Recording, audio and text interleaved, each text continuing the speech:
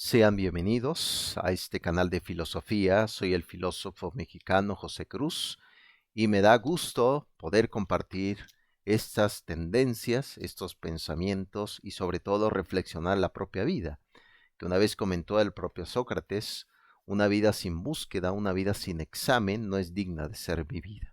Pues bien, en esta cápsula de filosofía vamos a revisar ya el auge, pero la última chispa de lo que fue la filosofía griega, la filosofía romana, con la corriente llamada neoplatonismo. Y vamos a ver quién fue el fundador del neoplatonismo. ¿Qué es? Es la idea, el esfuerzo por fusionar lo que es la filosofía totalmente laica, un esfuerzo humano por tratar de comprender el mundo, y la parte religiosa. Sabemos muy bien que cuando surge el neoplatonismo, ya el primer siglo antes de Cristo y siglos 2, siglo 3 después de Cristo, ya estaba hecho toda esa parte helenística de Alejandría, donde se fue todo el pensamiento y donde se empezó a gestar las ideas de el judaísmo con sus puntos de vista religiosos, pero también el cristianismo católico. Ese es el mundo donde se lleva a cabo el neoplatonismo, una chispa, un fuego por el cual se quiere llevar a cabo todas las ideas de Platón, pero también un poco el neoplatonismo a través de la idea de Aristóteles. También nos damos cuenta que ya en esta etapa, última etapa de la filosofía helenística romana, también existe ya una decadencia. Ya no es la época de oro donde se llevó a cabo las ideas del propio Aristóteles, que decía que todo hombre desea aprender por naturaleza, y también las ideas del propio Platón con el concepto de la reminiscencia y la mentepsicosis. Ya esa etapa de la época de oro está llegando a su ocaso, pero el neoplatonismo es la última chispa de lo que fue el genio laico de la filosofía del mundo griego y romano. Pues bien, ese es el neoplatonismo, una corriente filosófica que mezcla filosofía, aspectos racionales, pero también religiosos. Pues bien, sabemos muy bien que la propia filosofía del neoplatonismo o la escuela del neoplatonismo fue fundado por un filósofo llamado Amonio Secas. Amonio Sacas precisamente fue, o Secas, Amonio Sacas, fue precisamente uno de los precursores de esta idea de tomar el pensamiento de Platón y mezclarlo con un poco del cristianismo y también con el judaísmo. Andaba por ahí el profesor Amonio con un prácticamente caminando ahí por Alejandría, así se ganaba la vida a través de la oratoria. Él conoce a Plotino y fue maestro de este filósofo de Plotino con el concepto de la emanación, que ahorita lo vamos a ver. Bien, la escuela del neoplatonismo lo fundó Amonio Secas o Sacas, funda precisamente esta corriente que mezcla las ideas de Platón con el judaísmo y con el cristianismo católico. Dentro de esa corriente del propio neoplatonismo surgió un pensador judío llamado Filón de Alejandría. Lo estamos ubicando en el año 30 antes de Cristo al 40 después de Cristo.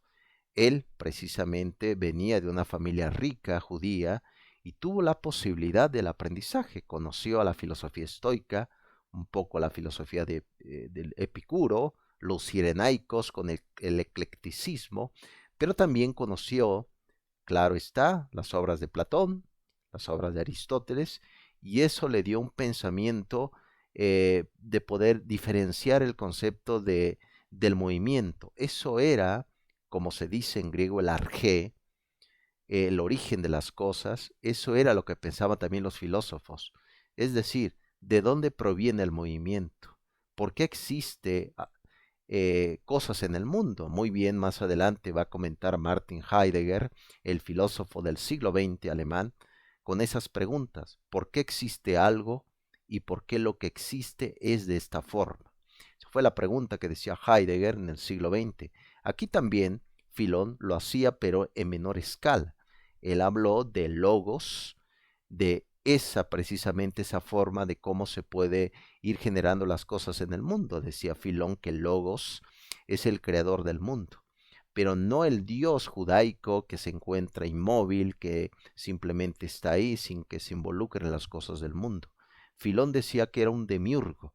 Esa palabra lo tomó de la filosofía platónica, que los gnósticos, el agnosticismo, lo va a tomar también como otro Dios. Es decir, Filón dice en sus ideas que existe otro Dios.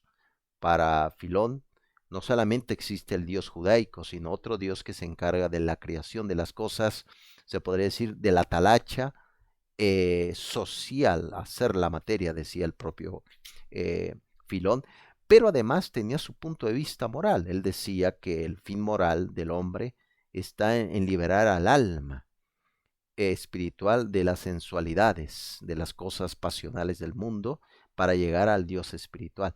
Nuevamente aquí vemos un vestigio de Platón, por eso se llama el neoplatonismo. Vemos un vestigio que para Platón la materia era mala, la materia era totalmente la que nos llevaba a nuestro fin. Por eso el propio Filón ve a la materia, como muy bien se ha comentado, que el cuerpo era lo malo, lo ajeno, lo que no se debe de ver. Por eso esta parte tiene mucho que ver con el agnosticismo, la gnosis contemporánea, con la ideología del género. La ideología del género rechaza el cuerpo y acepta la mente. Tiene mucho que ver con estas ideas platónicas del neoplatonismo. Sabemos muy bien que el cuerpo existe tal cual, pero el cuerpo se debe de dignificarlo, muy diferente a lo que decía el propio Filón de Alejandría. También sabemos que hay pasiones a pasiones.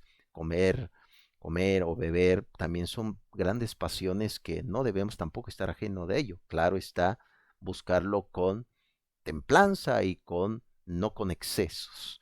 Pues bien, lo que decía el propio judío, Filón de Alejandría, también surgieron otros pensadores. Uno de ellos se llamó Apolonio de Tiada. Estamos ubicando en el primer siglo de nuestra era.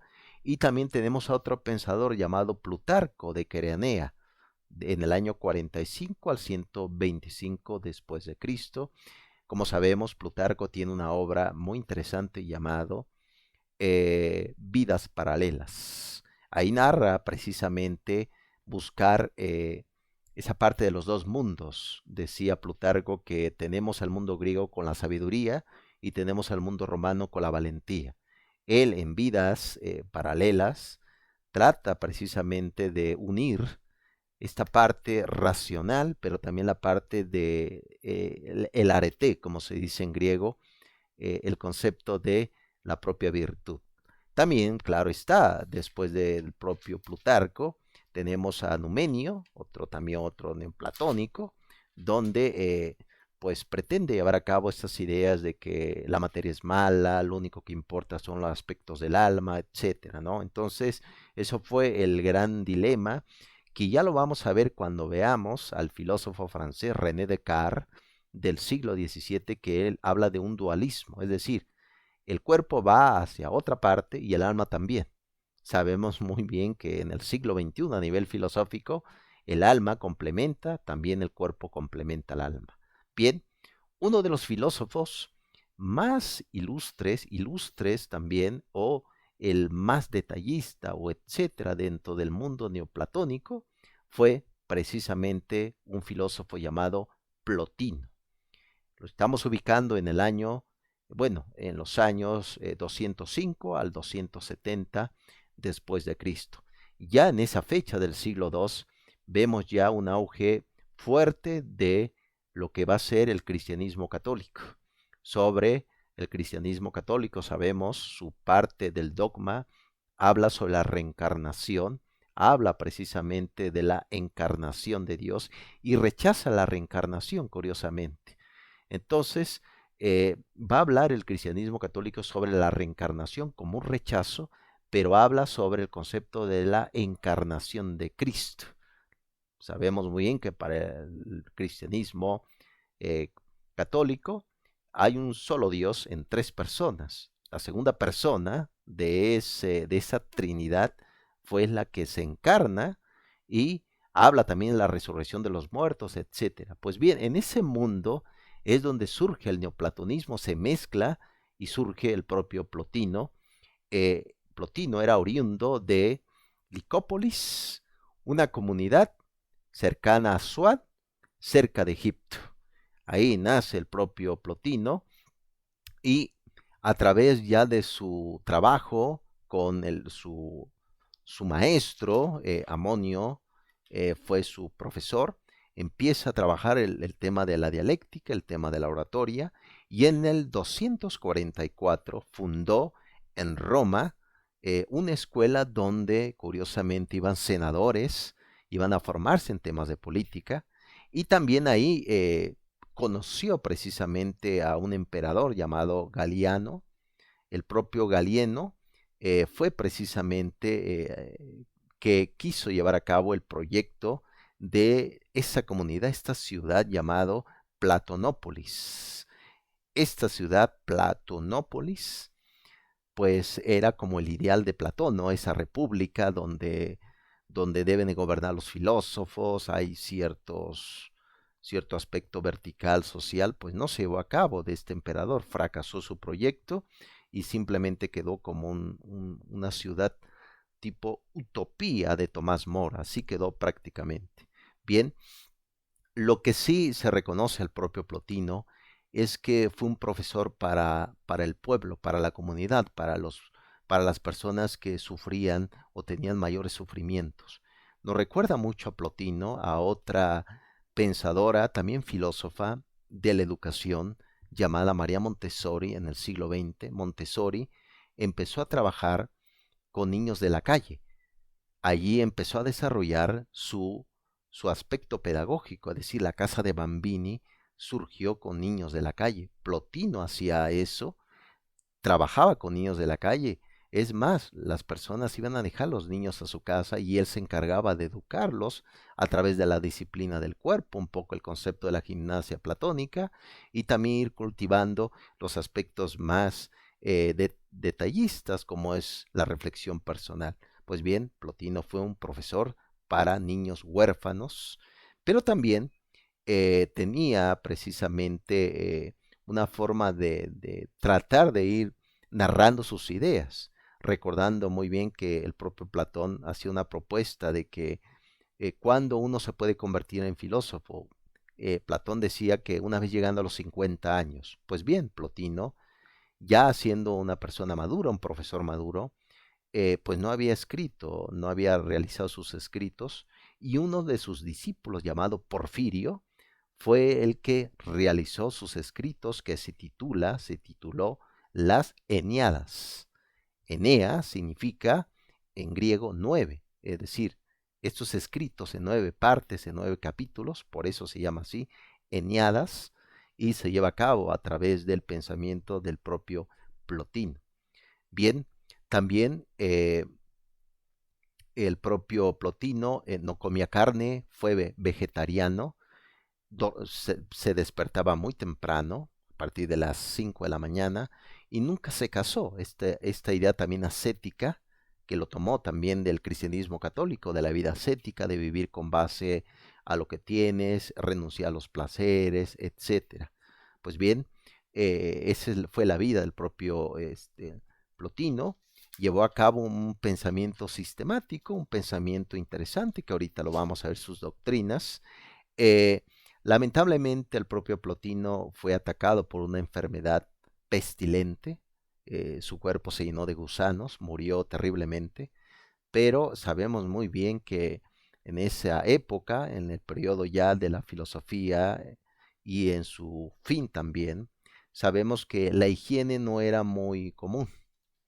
Por lo tanto, pues muchas personas no se bañaban, etcétera. Por eso fue atacado por esta enfermedad y pues murió Plotino, pero nos deja precisamente sus puntos de vista. ¿Qué nos deja su doctrina? Pues bien, él habla del uno y lo múltiple. Para Plotino, ¿qué es el uno? El uno es Dios, lo múltiple somos todos, es decir, los árboles, el mundo, los seres humanos, todos, ¿no? Dependiendo de la parte individual, ¿no? Existe, inclusive los vecinos, la comunidad, los pueblos, son muchos. Y el propio Plotino decía, bueno, cómo realmente existe una multiplicidad si nada más existe un uno. Es decir, ese Dios, como es tan perfecto, vive hacia sí mismo. Ah, pues bien, dice Plotino, surge la emanación. ¿La emanación qué es? Ah, pues Dios, un ejemplo, va caminando en su espacio, en su libertad, y va creando. Una vez caminando, va haciendo creación, pero que sí, pero él mismo no se da cuenta. Esa es la emanación para el propio Plotino. Haciendo una comparación, claro está, él no lo realiza así, pero es como si alumbrara un sol. Alumbra, pero genera vida, no es que él lo quiera, sino simplemente surge la vida a través de su principal acción, que es uno que genera la vida. Pues bien, esa es la idea del propio Plotino, un poco extraña, por supuesto. Sabemos bien que el propio cristianismo católico hablaba de un Dios, pero con intención de creación dentro de su libertad. Es decir, ya sabía que estaba creando. Bien, nuevamente se retoma aquí el concepto sobre que el cuerpo es la cárcel del alma, y de hecho el propio Plotino rechazaba su cuerpo. Él nunca permitió que alguien lo dibujara, en esa época se hacía dibujos, y pues no permitió que lo dibujaran porque rechazaba su cuerpo. No podemos tomar de algo que no es, pues, es ajeno a mí, lo importante es el alma, etcétera. Muy lo que actualmente está pasando con la gnosis. Es decir, lo que importa es la conciencia, el cuerpo pues no importa. Pero bueno, sabemos muy bien que si en el cuerpo no hay vida, no puede existir una potencialidad humana. Bien, eh, hablaba también sobre un punto crucial que dice, todo en el mundo es bueno y hermoso, nuestro mundo es el mejor. Bien, lo va a comentar más adelante, también vamos a ver otro filósofo ya del siglo, ya a partir del siglo XIX, llamado Leibniz, donde él hablaba sobre el mejor de los mundos posibles. Pues bien, yo creo que le podemos decir a Plotino que pues este no es el mejor mundo. Se puede convertir, claro está, a través de las acciones correctas del ser humano. Y bien, eso es precisamente lo que hablaba, el fin moral, sobre la finalidad de las cosas. Todas las cosas van para algo, no tienen un fin. Nosotros también tenemos un fin. También hablaba sobre la ascensión a Dios y también eh, hablaba precisamente que el mal es ausencia del bien. Es decir, el mal se da por la materialidad, decía Plotino, pero podemos decir que el mal se da por la imperfección humana, no por la materialidad. Las cosas materiales son buenas en sí. ¿Qué uso se le da? Ahí ya cambian las cosas. Y precisamente eso fueron las ideas de lo uno y lo múltiple, con la emanación y con el concepto de ver el mundo como algo malo. Lo importante es el alma, decía el propio Plotino. Es claro que empezó ya una idea que va a marcar también la pauta de la filosofía medieval sobre descuidar el cuerpo y enfocarse más en filosofía del alma. Eso va a ir generando reflexiones, pero también aspectos totalmente importantes. Claro está, ya una vez muerto el propio Plotino, dejó discípulos, tenemos entre ellos Porfirio, del 232 al 304. También tenemos a Juliano, el apóstata, uno que también el propio Porfirio y el propio Juliano escribieron un texto llamado Contra los cristianos. Rechazaban la encarnación, asumían precisamente la reencarnación, ¿no? Eso es muy platónico, ¿no? Cosa que el cristianismo rechaza, rechaza lo que es prácticamente eh, todas estas ideas, pero pues bueno, eso es lo que realmente se dice, ¿no? El cristianismo católico acepta la encarnación de Cristo, ¿no? Pero rechaza precisamente las reencarnaciones. Bien, tenemos al propio Juliano, tenemos también a Hipatía, una mujer filósofa de ese entonces, en la época de Alejandría. Lamentablemente Hipatía por ahí sufrió una muerte trágica, se podría decir un feminicidio, ¿no? En esa época triste del siglo II de nuestra era, y sabemos muy bien que las escuelas filosóficas de ese entonces, que perteneció al neoplatonismo, fueron cerradas a partir del año 525 por el emperador Justiniano. Ahí llega su fin, lo que se va a llamar como tal aspectos materiales de la filosofía, ahí llega su ocaso. Ahora, ¿qué sigue? Pues viene ya la filosofía de la época de la Edad Media con la patrística, que eso va a ser otra cápsula filosófica, vamos a ir viendo ya otra etapa de la filosofía. ¿Qué nos quedamos? Que siempre es importante reflexionar y pensar la vida, y también darnos cuenta que puede ir mejor, el mundo puede mejorar, claro está, siempre y cuando exista un auge y también un compromiso personal, porque nadie vive por otro, todos vivimos personalmente para nosotros y para los demás. Muy bien, gracias por escuchar esta cápsula filosófica y nos vemos para la siguiente. Hasta pronto.